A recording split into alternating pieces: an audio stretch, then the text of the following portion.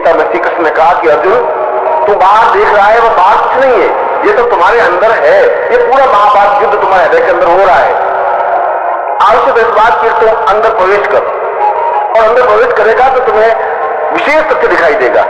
यह दिखाई देगा कि जो तुम महाभारत युद्ध में इस समय इस क्षण देख रहे हो, वह पूरा का पूरा महाभारत, वे योद्धा, वह भीष्म पितामह, वह दुर्योधन, सब कुछ तुम्हारे हृदय के अंदर तुम्हें दिखाई देंगे, खड़े हुए दिखाई भी देंगे। मगर साथ साथ यह भी स्पष्ट होगा कि इनकी भविष्यता क्या है, इनका भविष्य क्या है, क्या होने वाला है। बाहर हम जो देखते हैं वह तो केवल जो है वही दिखाई देता है, मगर घट के अंदर जो कुछ है वह तो दिखाई देता ही है। इसके साथ साथ यह भी दिखाई देता है कि ऐसा क्यों हो रहा है, यह भी दिखाई देगा कि इसका परिणाम क्या होगा, यह भी दिखाई देगा कि इसका समापन कहां होगा। इसलिए घट के भीतर देखने की क्रिया, हृदय के भीतर देखने की क्रिया अपने आप में एक अहम मान्यता है, एक श्रेष्ठता है, एक अद्वितीयता है। हम अंदर कैसे देख सकते हैं, हम अंदर कैसे प्रवेश कर सकते हैं? क्या कोई ऐसी युक्ति, क्या कोई ऐसी तरकीब, क्या कोई ऐसी प्रक्रिया है जिसके वजह से, जिसकी तरीके से हम अंदर प्रवेश कर सकें? इस अंदर प्रवेश करने की क्रिया को समाधि कहा गया है, और इसके 7 चरण हैं, 7 बिंदु हैं, 7 अक्षी हैं। उन 7 अक्षियों पर चलकर हम अंदर प्रवेश कर सकते हैं। और जहां 7वें द्वार पर हम पहुंचते हैं, जहां हम 7वें बिंदु पर पहुंचते हैं, वही संपूर्ण ब्रह्मांड हमारे सामने साकार स्पष्ट दिखाई देता है। इसलिए यह जरूरी है कि हम एक एक द्वार से अंदर प्रवेश करते जाएं, हम अंदर देखते रहें। इस अंदर जाने की प्रक्रिया को समाधि कहा गया है। इसलिए समाधि का तात्पर्य आंख बंद कर देने को समाधि नहीं कहते। समाधि का तात्पर्य बिल्कुल निश्चित भाव से बैठे रहने की क्रिया को समाधि नहीं कहते। समाधि का तात्पर्य है कि हम बाहरी संसार से कट करके अंदर एक एक द्वार पर अंदर की ओर जाएं और उस 7वें द्वार तक पहुंचे, उस 7वें लोक तक पहुंचते, उस 7वें बिंदु तक पहुंचे जहां पर अखंड आनंद है, जहां पर ब्रह्मांड अपने आप में पूरे पास में फैला हुआ है। जो कुछ हम बाहर देख रहे हैं वह सब कुछ हम अंदर देख सके। और बाहर देखने की प्रक्रिया तो एक छोटी सी प्रक्रिया है। हमारी आंख जितनी दूरी तक देखती है उतनी दूरी तक ही देख सकती है। अच्छे से अच्छे और श्रेष्ठ से श्रेष्ठ आदमी की आंख 500 फीट से ज्यादा दूरी तक नहीं देख सकती। इसका मतलब हुआ 1 मील दूर बैठी कोई घटना को हम नहीं देख पा रहे हैं। 5 मील दूर कोई घटना घटित हो रही है तो हम देख नहीं पा रहे हैं, और जब वो नहीं देख पा रहे हैं तो पूरे ब्रह्मांड में क्या क्या घटनाएं घटित होती हैं देखने का सवाल ही नहीं पैदा होता। इसलिए आंखें हमारा बहुत ज्यादा साथ नहीं देती। मगर यदि हम अपने अंदर प्रवेश करके उस पूरे ब्रह्मांड को देखें तो एक ही दृष्टि में हम पूरे ब्रह्मांड को एक साथ देख सकते हैं। उदाहरण के लिए जिस प्रकार से यहां बैठे बैठे संपूर्ण भारतवर्ष को हमारी आंखें नहीं देख सकती, मगर यदि भारतवर्ष को एक कागज पर एक नक्शे के रूप में उतारें और यह स्पष्ट करें कि राजस्थान है या कश्मीर है या मध्य प्रदेश है या उत्तर प्रदेश है, तो हमारी आंखें उस पूरे भारतवर्ष को एक साथ देख सकेगी। ठीक उसी प्रकार से हम बाहरी दृष्टि में संपूर्ण ब्रह्मांड को नहीं देख सकते, परंतु यदि हम अंदर प्रवेश करते हैं, यदि हम 7 द्वार को उल्लंघन करके 7 द्वारों तक पहुंच करके ब्रह्मांड तक पहुंचते हैं तो पूरे ब्रह्मांड को हम एक साथ देख सकते हैं। और जब पूरे ब्रह्मांड को एक साथ देख सकते हैं तो ब्रह्मांड में कहां क्या घटना घटित हो रही है हम एक क्षण में अनुभव कर सकते हैं। यहां बैठे बैठे सूर्य लोक में क्या हो रहा है, चंद्र लोक में क्या हो रहा है, नक्षत्र लोक में क्या हो रहा है, गंधर्व लोक में क्या हो रहा है, अमेरिका में, इंग्लैंड में या किस स्थान पर क्या घटना घटित हो रही है, यह हम बिल्कुल यहां बैठे बैठे एक क्षण में ही देख सकते हैं। और यह भी देख सकते हैं कि इस घटना का इफेक्ट, इस घटना का परिणाम क्या होने वाला है। अंदर के उस ब्रह्मांड को देखने से यह सबसे बड़ा लाभ है कि जहां को संपूर्णता के साथ देखा जा सकता है वहां के परिणामों के बारे में भी निर्णय लिया जा सकता है। अपने सामने बिल्कुल स्पष्ट साकार हो जाएगा कि यह आगे जाके घटना किस रूप में खड़ी होगी, और यदि वह घटना प्रतिकूल है तो उसमें हस्तक्षेप करके उसको अनुकूल बनाया जा सकता है। इसीलिए अंदर प्रवेश करके उस पूर्णता के साथ देख लेने की प्रक्रिया को जीवन का सर्वोच्च उपाय बताया गया है। इसीलिए समाधि को जीवन का पूर्ण हेतु, पूर्ण चिंतन, पूर्ण विचारधारा स्पष्ट की गई है।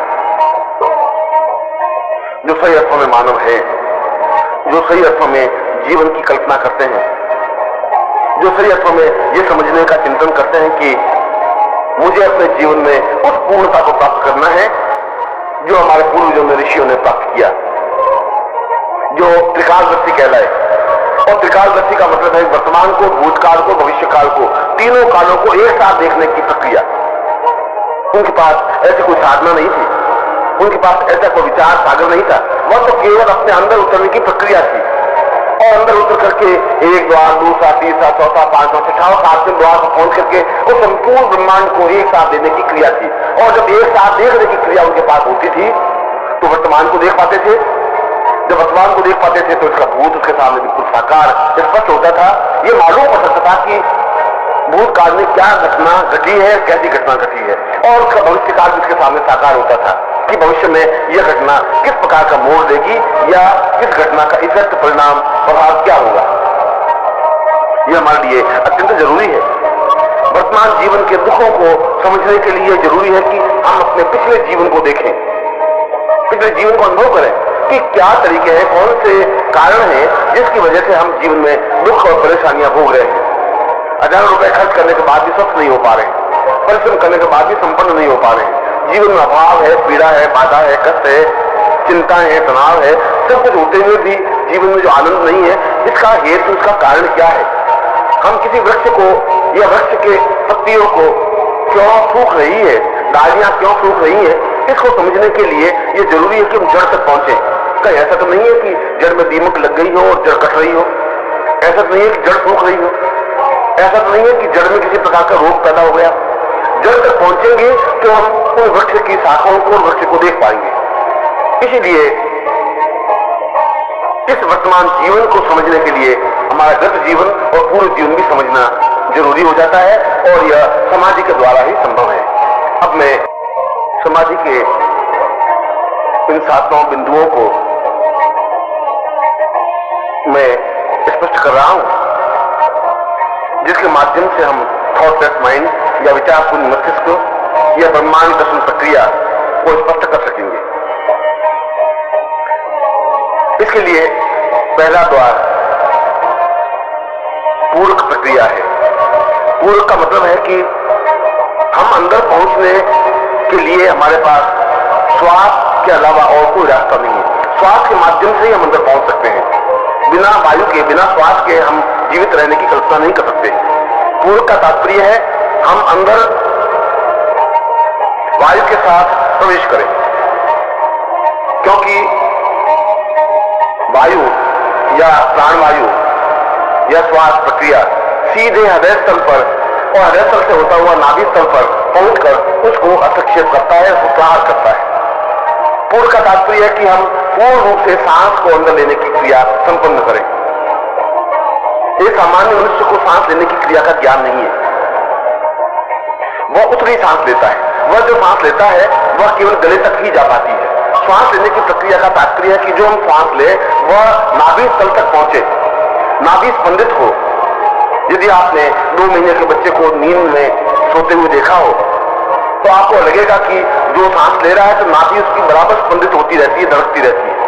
परंतु मनुष्य यदि नींद लेता है तो नाभि पर कोई स्पंदन नहीं होता। इसका तात्पर्य यह हुआ कि उसको श्वास लेने की क्रिया का ज्ञान ही नहीं है, या जो श्वास लेता है वह उथला है, छिचला है, कम है, वह केवल गले तक ही श्वास जा पाता है। इसलिए पूरक का तात्पर्य है कि हम जोरों से सांस लें, गहराई के साथ सांस लें। हमारे कंठ से लगा करके नाभि तक सैकड़ों प्रकार का मल और जाले जमे हुए हैं। सैकड़ों प्रकार का कफ, थूक जमा होने की वजह से उसको भेद करके श्वास अंदर नहीं जा पाता। मगर वो कफ और वो जो जाले जमे हुए हैं उनको वायु के माध्यम से ही, प्रहार के माध्यम से ही दूर कर सकेंगे और धीरे धीरे श्वास अंदर जाने की प्रक्रिया करेगा। इसलिए पूर्व का तात्पर्य है कि जोरों से सांस लेना या गहरी सांस लेना। इस गहरी सांस लेने की क्रिया के लिए भी यह जरूरी है कि पहले बाएं नसने से सांस ले, फिर दाएं नसने से सांस ले, फिर वापस बाएं नसने से सांस ले, फिर वापस दाएं नसने से सांस ले। इसलिए कि इन दोनों श्वास लेने की प्रक्रियाओं का अंदर प्रयोग अलग अलग रूप में है। जब बाएं नसने से सांस लेते हैं तो पूरी हमारी भाव तंत्री जागृत होती है, चेतना तंत्री जागृत होती है। और जब दाहिने नसों से सांस लेते हैं तो अंदर जितना भी हमारा द्वार है वह खुलने की प्रक्रिया प्रारंभ होती है। इसलिए दोनों नसों से बारी बारी से सांस लेने से बारी बारी से भाव संचरित होते हैं। यह जीवन की एक विशेष प्रक्रिया है, यह जीवन की श्रेष्ठ प्रक्रिया है। हम पहले दाहिने नसों को अपनी उंगली से दबा लें और बाएं नसों से बहुत जोरों से सांस लें, इतने जोरों सांस लें कि हम जितना ज्यादा सांस ले सके लें, और वह सांस लेकर के हम उस बाएं नसों को बंद कर दें और जो बाएं नसों से सांस लिया है उसको दाहिने नसों से वापस बाहर निकालें। यहां पर 3 प्रक्रिया हुई। एक तो हमने दाहिने नसों को बंद किया,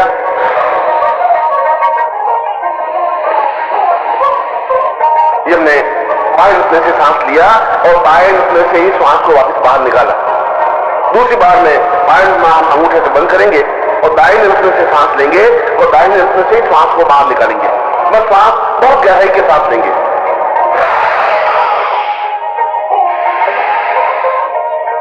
ये दूसरी प्रक्रिया होगी। और तीसरी प्रक्रिया में बाएं नसों से सांस लेंगे और दाहिने नसों से निकालेंगे।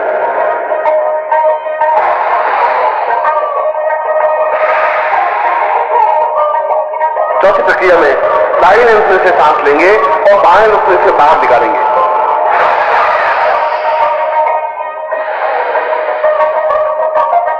और पांचवी प्रक्रिया में दोनों नसों से एक साथ सांस लेंगे और एक साथ सांस बाहर निकालेंगे।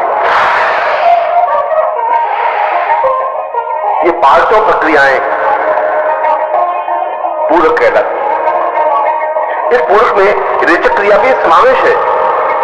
रेचक का तात्पर्य है कि जो श्वास हमने अंदर लिया है उसको बाहर निकालने की क्रिया। इसलिए पूरक और रेचक का अपने आप में अन्योन्याश्रय संबंध है, एक दूसरे से पूर्ण संबंध है। इसलिए पूरक और रेचक क्रिया एक साथ संपन्न करें। हम सांस को तेजी के साथ लें और सांस को तेजी के साथ निकालें, मगर निकालें नसों के माध्यम से। इस नसों से सांस लें तो दाहिने नसों से सांस निकालें, दाहिने नसों से श्वास लें तो बाएं नसों से श्वास को बाहर निकालें, और फिर दोनों नसों से श्वास लें और दोनों नसों से श्वास को बाहर निकालें। इसको योग प्रक्रिया में पूरक और रेचक शब्द से विभूषित किया गया है। यह श्वास लेने की क्रिया को पूरक कहा गया है और श्वास को निकालने की क्रिया को रेचक कहा गया है।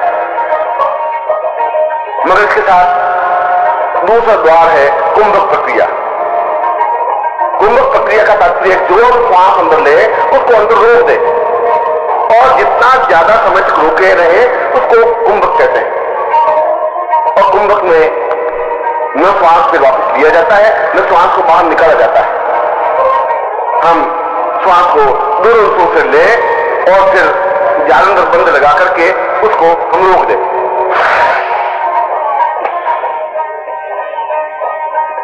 जालंधर बंद का तात्पर्य है इस हिचकी को इस गले की ठुड्डी पर रोक दे। जब गले की ठुड्डी पर रोकेंगे तो अंदर का श्वास बाहर निकलने की क्रिया संपन्न नहीं कर सकेगा और अंदर का श्वास अंदर बना रहेगा। जब अंदर का श्वास अंदर बना रहता है तो वह अंदर बहुत तेजी से प्रक्रिया करता है, बहुत तेजी से घूमता है। वह घूमता है तो अंदर जितने भी गंदगी है, जितने भी जाले हैं, जितने भी द्वार बंद हैं, उन द्वारों पर जोरों से प्रहार होता है।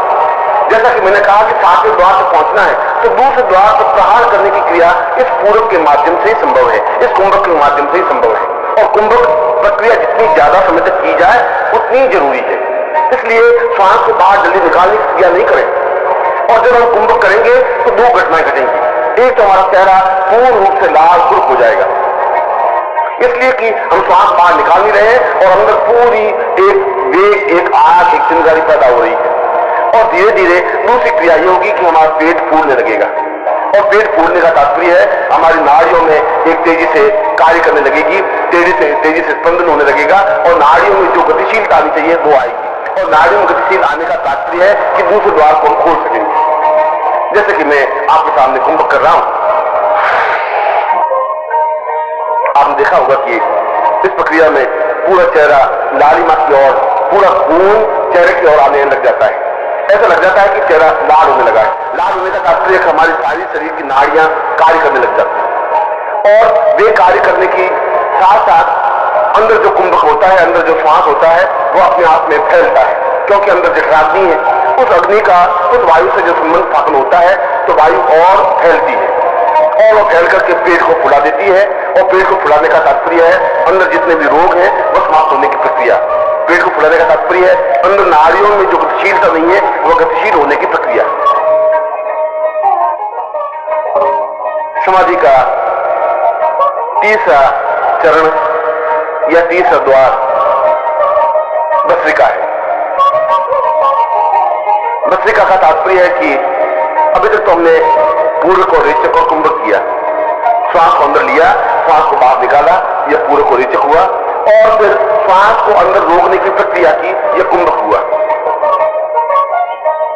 परंतु यह तो धीरे धीरे श्वास लेने की प्रक्रिया हुई। धीरे धीरे श्वास लेने से अंदर जितनी गंदगी है, जितना मैल है, अंदर जितने द्वार हैं, वे एक साथ नहीं खुल पाते। उसके लिए पूरा फोर्स जरूरी है, पूरा धक्का जरूरी है, पूरी तेजी जरूरी है। इस पूरी तेजी के साथ श्वास लेने की क्रिया को भस्त्रिका कहा जाता है। भस्त्रिका का तात्पर्य है हम बहुत तेजी के साथ सांस लें, इतनी तेजी के साथ सांस लें कि जितनी ताकत है, जितना फोर्स है, जितनी क्षमता है, और फिर उसी तेजी के साथ श्वास को बाहर निकाल दें। इसके लिए 1 मिनट में कम से कम 60 बार भस्त्रिका होनी आवश्यक है। यद्यपि यह जरूरी नहीं है कि प्रारंभ में ही आप इतनी तेजी के साथ भस्त्रिका कर सकेंगे या तेजी के साथ सांस ले सकेंगे, परंतु यदि हम प्रयत्न करें तो हम उतनी तेजी के साथ सांस को ले सकेंगे। और यह तेजी के साथ सांस लेने की प्रक्रिया अपने आप में तीसरा द्वार जागरण होने की क्रिया है। और जब तीसरा द्वार खुलेगा तो अपने आप में चेतना बनेगी, अपने आप मस्तिष्क में विचार कम आने लगेंगे। अपने आप जो मैंने कहा कि 1 मिनट में 3 लाख विचार आते हैं, वे 3 लाख विचार कम होकर के केवल 1 लाख विचार पकड़े जाएंगे। मस्तिष्क पर बोझ कम पड़ेगा, और जब मस्तिष्क पर बोझ कम पड़ेगा तो विचार शून्य मस्तिष्क बनने की क्रिया प्रारंभ होगी। जब मस्तिष्क पर बोझ कम पड़ेगा तो हम ज्यादा विश्राम कर सकेंगे। इसीलिए इस भस्त्रिका की प्रयोग या इस भस्त्रिका का परिणाम हमारे जीवन में अत्यंत अनिवार्य है। और प्रत्येक साधक को प्रातःकाल उठकर जहां पूरक, रेचक और कुंभक करे वहां भस्त्रिका का प्रयोग करे ही, और कम से कम 5 से 7 मिनट करे। मैंने 5 से 7 मिनट के लिए कहा है, इसका मतलब हुआ कि 1 सेकंड में 1 भस्त्रिका। 1 मिनट में अगर 60 भस्त्रिकाएं करनी हो तो फिर हमें पूरे 1 सेकंड में 1 बार भस्त्रिका करनी होगी। तेजी के साथ सांस लेना होगा, तेजी के साथ सांस छोड़ना होगा। मैं आपके सामने भस्त्रिका का एक उदाहरण सामने रख रहा हूं। और जैसा कि मैंने बताया कि भस्त्रिका के लिए आप सुखासन में बैठ सकते हैं, आपके दोनों हाथ अपने घुटनों पर हों, या यदि आप ऐसा नहीं बैठ सके तो वीरासन में भी बैठ सकते हैं। मगर वीरासन में बैठना आपके लिए ज्यादा उचित और अनुकूल रहेगा। जब आप वीरासन में बैठे तो दोनों हाथ आपके घुटने पर हों, और फिर आप सीना खुला करके तेजी के साथ सांस लें और तेजी के साथ सांस बाहर निकालें। तेजी के साथ का मतलब है कि जितनी ताकत है आप पूरा फोर्स लगा करके, धीरे धीरे नहीं। अगर इतनी तेजी के साथ निकलने में नाक में से खून के कुछ कतरे निकल जाते हैं तो घबराने की जरूरत नहीं है।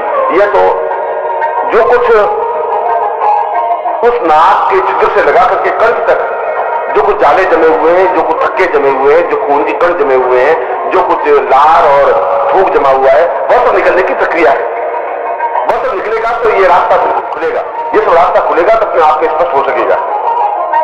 मैं आपके सामने उस भस्त्रिका को स्पष्ट कर रहा हूं। आप भी जब इसके 30 द्वार तक पहुंचे तो इसी प्रकार तेजी के साथ भस्त्रिका करने की क्रिया संपन्न करें।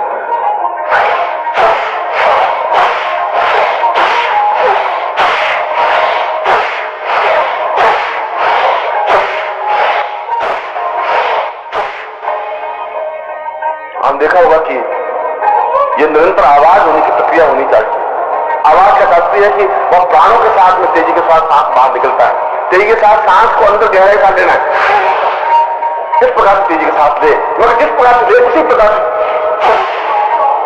उसमें पूरा ताकत, पूरा फोर्स सांस निकालने की क्रिया पर है, पूरा फोर्स सांस देने की क्रिया पर। मगर इसके लिए धीरे धीरे करने की जरूरत नहीं है। प्रारंभ में धीरे धीरे अभ्यास करना होगा।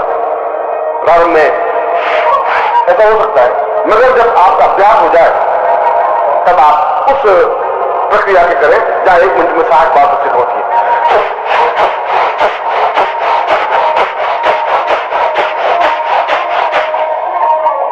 इस प्रकार की भस्त्रिका प्रारंभ करने से आपका तीसरा द्वार अपने आप में पूर्ण रूप से जागृत हो सकेगा।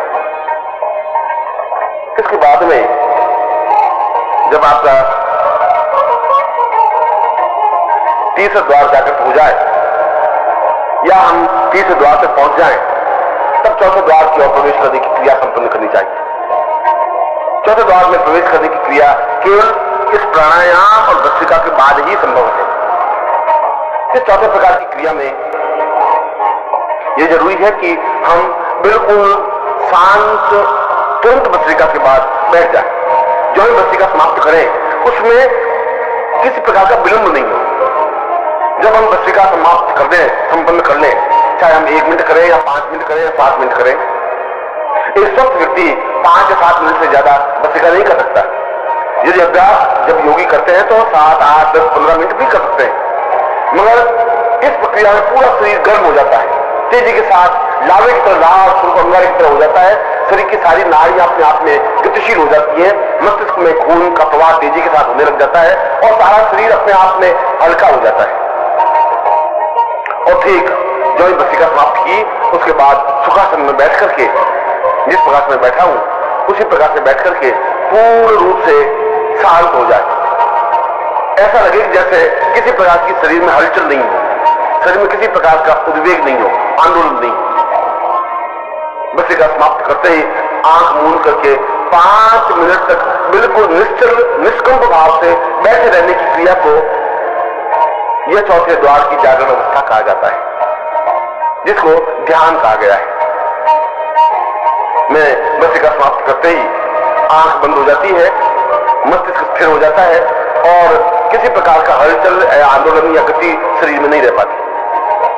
जैसे कि मैंने इस भस्त्रिका को संपन्न किया और उसके बाद में ध्यान प्रक्रिया में आंख बंद करके बैठ गए।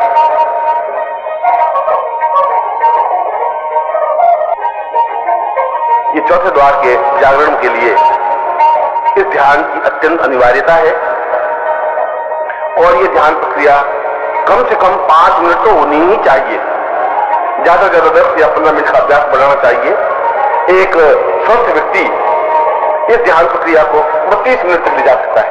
32 मिनट तक ले जाने की क्रिया को जीवन की पूर्णता कहा गया है। यो तो इसके बाद अभ्यास होने के बाद तो 1 घंटे का ध्यान या 2 घंटे का ध्यान या 5 घंटे का ध्यान या 10 घंटे का ध्यान भी हो सकता है, क्योंकि ध्यान में हमारे श्वास की गति, श्वास का प्रवाह अत्यंत धीमा हो जाता है। हम जो श्वास लेने की क्रिया करते हैं तो बहुत धीमे धीमे हो जाती है। इसलिए इस ध्यान में ये जरूरी है कि हम निश्चल निष्कंप भाव से बैठे रहें और कोशिश ये करें बाहरी समाज से हम कटे हुए हों। बाहर आवाज होती भी है तो धीरे धीरे हमारे कानों में नहीं आए, इस बात की हम कोशिश करें। यद्यपि प्रारंभ में बाहर जो बटन भी आवाज होगी तो बटन की आवाज कानों में आएगी। यदि कोई बच्चा चिल्लाएगा तो उसकी चिल्लाहट भी हमारे कानों में आएगी। मगर यदि आप 10 मिनट का ध्यान करने की क्रिया में आ जाते हैं और 10 मिनट के ध्यान के बाद में 11वें, 12वें या 15 मिनट में ध्यान में जाते हैं तो धीरे धीरे आप बाहरी आवाज बंद हो जाएगी। बाहर यदि आवाज हो भी रही है तो आपके कानों में आएगी मगर आपके शरीर को किसी प्रकार की गति नहीं देगी। यह अपने आप में ध्यान की प्रक्रिया है। ध्यान की प्रक्रिया का मतलब आंख बंद कर देना नहीं है। ध्यान की प्रक्रिया का मतलब है कि जब आप धीरे धीरे अंदर उतरने की क्रिया करते हैं तो बाहरी शरीर से आपका संपर्क कट जाता है। बाहरी शरीर अपने आप के व्यस्त हो जाता है। बाहर जो आवाज है, समाज का शोरगुल है, वो अपने आप में तुम्हारे शरीर को स्पंदित नहीं कर पाता है। अगर नहीं कर पाता है इसका मतलब है कि आप 2 से 3 से 4थे द्वार तक पहुंच गए। यह 4थे द्वार तक पहुंचने की क्रिया अपने आप में ध्यान के माध्यम से ही जरूरी है, ध्यान के माध्यम से ही संभव है। ध्यान प्रक्रिया से कई लाभ हैं।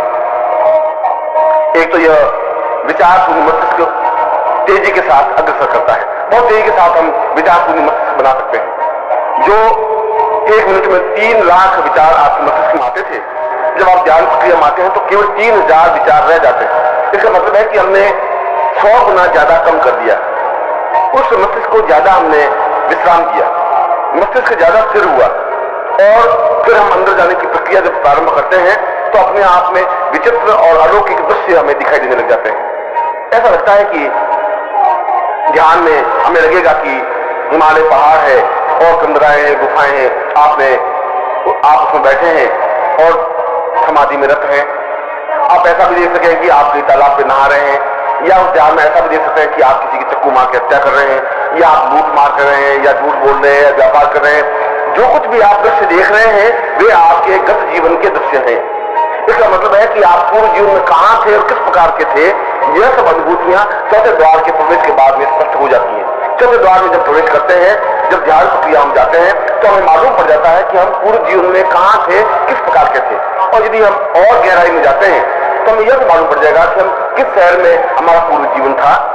हम पूर्व जीवन में व्यापारी थे, या नौकरी पेशा थे, या साधु थे, या सन्यासी थे, या योगी थे, या दुष्ट थे, या बड़े आदमी थे, और हमारी मृत्यु किस प्रकार से हुई, क्यों हुई, कहां हुई, कब हुई। ये सारी पूर्व जीवन को देखने की क्रिया चौथे उस द्वार को दस्तक देने से, चौथे द्वार को खोलने से अपने आप में स्पष्ट हो जाती है।